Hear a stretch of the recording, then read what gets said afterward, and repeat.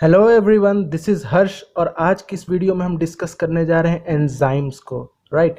जो कि आपके एक बायोमॉलिक्यूल का इम्पॉर्टेंट टॉपिक है। ओके, तो हम इस वीडियो में एंजाइम्स को ईजिली समझने की कोशिश करेंगे। ठीक है, हम एक्टिवेशन एनर्जी के कॉन्सेप्ट को भी डिस्कस करेंगे, साथ ही साथ ये जानेंगे कि एंजाइम क्यों इम्पॉर्टेंट है। Okay, so let's start our video without wasting the time. तो देखो डेफिनेशन क्या कहता है एंजाइम का। Enzyme are biocatalyst produced by living cells only. Most of them are made up of protein. They work without themselves being used up. अब देखो, ये कहना चाहता है कि एंजाइम बायो कैटलिस्ट होते हैं, जैव उत्प्रेरक होते हैं। ठीक है, आगे इस पे हम बात करेंगे। ठीक है, और कहाँ कहाँ प्रोड्यूस होते हैं? लिविंग सेल्स के द्वारा ही बनाए जाते हैं। ठीक है, most of them are made up of protein. देखो ज्यादातर एंजाइम्स प्रोटीन के बने होते हैं, इस पे भी हम डिस्कस करेंगे। Okay, they work without themselves being used up. अब वो कैसे काम करते हैं, किसी भी रिएक्शन को कैसे कैटेलाइज करते हैं बिना खुद यूज हुए। ठीक है, जैसे आप दो आदमी के बीच में आप एक फेमस एग्जांपल है कि आप लड़ाई लगवा दो। ठीक है, दोनों को आप इंस्टिगेट कर दो, भड़का दो, दो लोगों को लड़ाई लगा के आप वहाँ से हट जाओ। ठीक है, दोनों आपस में लड़ते झगड़ते रहेंगे, आपका कोई काम ही नहीं है। तो एंजाइम कुछ इस तरह से काम करते हैं, मतलब उस रिएक्शन में एंजाइम खुद यूज नहीं होगा। ठीक है, ऐसा समझ लो। अब देखो, अब एक इम्पॉर्टेंट चीज़ है कि हम लोग एंजाइम क्यों पढ़ रहे हैं। ठीक है, अगर तुम डेली लाइफ में देखो तो हमारी बॉडी में डेली डाइजेस्टिव एंजाइम है, तरह तरह के एंजाइम है, उनका सिक्रीशन हो रहा है। ठीक है, क्या हो अगर एंजाइम का सिक्रीशन ना हो हमारे बॉडी में? अब जो फूड हम ले रहे हैं, अगर एंजाइम का सिक्रीशन हमारे बॉडी में अगर नहीं होगा, तो जो फूड हम डेली इंटेक कर रहे हैं, ठीक है, जिसके थ्रू हमें एनर्जी मिलती है, वो फूड को डाइजेस्ट होने में कैन यू इमेजिन कि 3 साल 4 साल इस तरह से टाइम लग जाएगा। इतना लंबा टाइम बिना एंजाइम के। ठीक है, अगर एंजाइम का सिक्रीशन बॉडी में ना हो तो एक बहुत ही लंबा टाइम पीरियड लगेगा उस फूड का डाइजेशन होने में। डाइजेशन तो होगा लेकिन बहुत स्लो रेट पे होगा। ठीक है, तो एंजाइम क्या करता है, एक्टिविटी को बढ़ा देता है। ठीक है, डाइजेशन की एक्टिविटी जो होती है बहुत ही फास्ट हो जाती है, कैटेलाइज कर देता है। अंदर जो केमिकल रिएक्शन चल रहा है वो कैटेलाइज हो जाता है। ओके, चलो इस चीज़ को हम एक रिएक्शन से समझने की कोशिश करते हैं जो कि आपके एनसीईआरटी में भी दे रखा है। ठीक है, तो बहुत आसान सा रिएक्शन है, उसे हम देखेंगे। देखो CO2 प्लस H2O, इससे क्या बन रहा है? H2CO3। H2CO3 is also called carbonic acid. और इस रिएक्शन को याद रखना, ये आपके एनसीईआरटी का एग्जाम्पल है, राइट। अब देखो, तो यहाँ पे कोई एंजाइम नहीं है। ठीक है, इस हम बिना किसी एंजाइम के प्रेजेंस में इस रिएक्शन को हमने करवा के देखा, तो क्या देखा कि 200 मॉलिक्यूल्स पर आवर बन रहे हैं। ठीक है, जब हमने कोई भी एंजाइम नहीं देखा, नहीं दिया और इस रिएक्शन को कराया, तो हमने देखा कि 200 मॉलिक्यूल्स पर आवर बन रहे हैं। ठीक है, वही जब हमने एंजाइम के प्रेजेंस में इस रिएक्शन को कराया, देखो एंजाइम यहाँ पे कौन सा है? Carbonic anhydrase. एंजाइम के प्रेजेंस में इस रिएक्शन को कराया CO2 प्लस H2O, जो कार्बोनिक एसिड बना, तो उसका स्पीड क्या हुआ? 6 लाख मॉलिक्यूल, ये सॉरी पर आवर हो गया है, बट ये पर सेकेंड है। ठीक है, पर सेकेंड।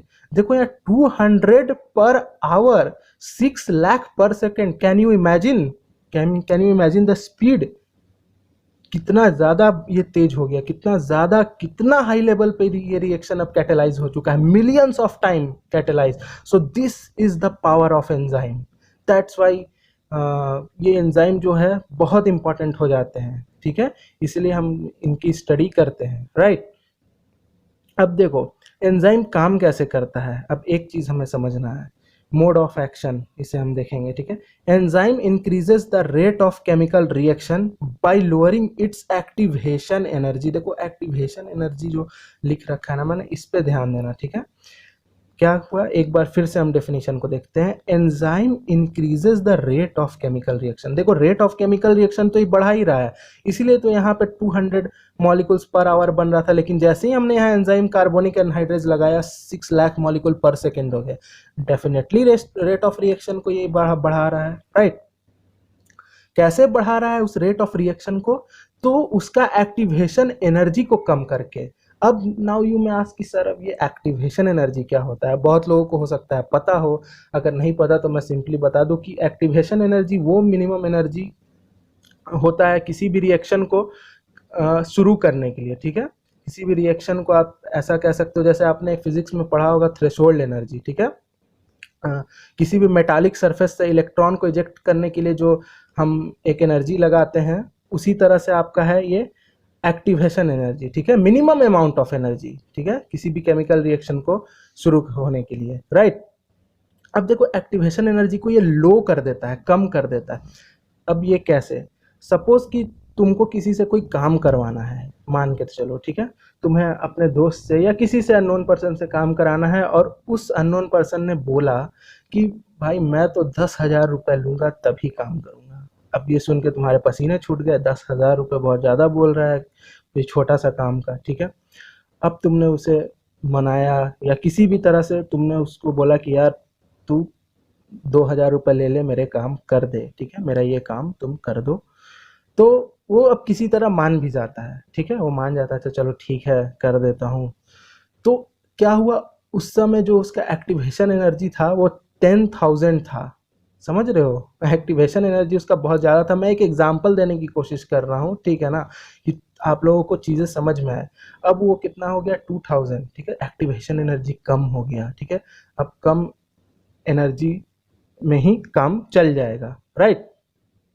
तो उसी तरह अब इस केस में क्या होता है कि मान लो किसी रिएक्शन को होने के लिए हमें सपोज 10,000 जूल एनर्जी की ज़रूरत है, ठीक है, 10,000 जूल एनर्जी की ज़रूरत है।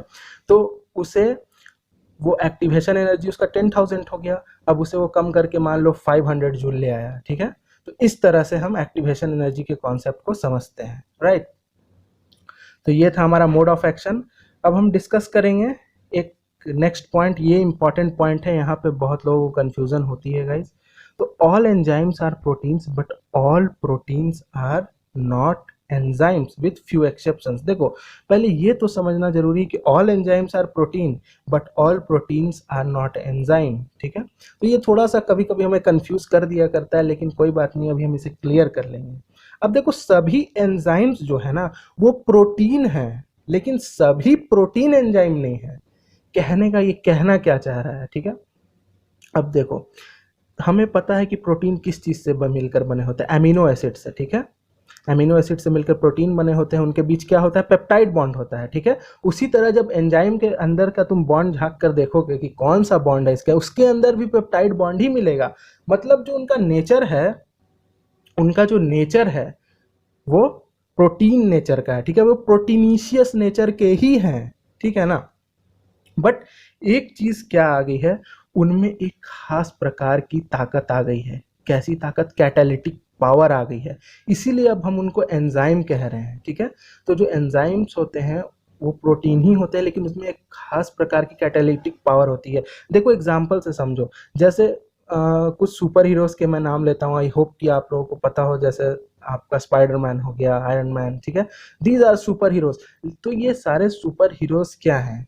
है तो मैन, है तो आदमी, ऑलरेडी होमोसेपियंस की स्पीसीज है इनकी, लेकिन जब इनके अंदर पावर आ गई, ठीक है, इनके अंदर कोई ना कोई पावर है, ठीक है, एक के अंदर अलग पावर है, एक के अंदर सूट की पावर है, ठीक है। तो अब इस पावर को मिलने के बाद उनका नाम बदल गया, ठीक है, हम उनको उनके नाम से बोल रहे हैं, कोई स्पाइडरमैन है, कोई सुपरमैन है, ठीक है। बट दे आर होमोसेपियंस, है ना, लेकिन उनमें एक खास प्रकार की कैटालिटिक पावर है। तो यही कॉन्सेप्ट मैं आपको समझाना चाह रहा था, राइट। देखो ये लाइन फिर से पढ़ लो, the protein with catalytic power is called enzyme. वैसा प्रोटीन जिसमें कैटालिटिक पावर हो उसको ही हम एंजाइम कहते हैं, ठीक है। अब तो देखो जरूरी तो नहीं है कि अब सभी प्रोटीन में वो कैटालिटिक पावर हो ही हो, है ना। All enzymes are protein but all proteins are not. अब सभी मैन सुपर हीरो ही थोड़ी है, ठीक है, सभी लोग सुपर हीरो थोड़ी बन जाते हैं, चलो वो तो फिर भी फिक्शन है, ठीक है। बट ये कोई जरूरी थोड़ी है कि सभी प्रोटीन एंजाइम ही हो, ऐसा तो नहीं है, ठीक है। लेकिन हाँ, जो प्रोटीन में कैटालिटिक पावर है हम उसको एंजाइम कह देते हैं, सिंपल सी चीज है, ठीक है।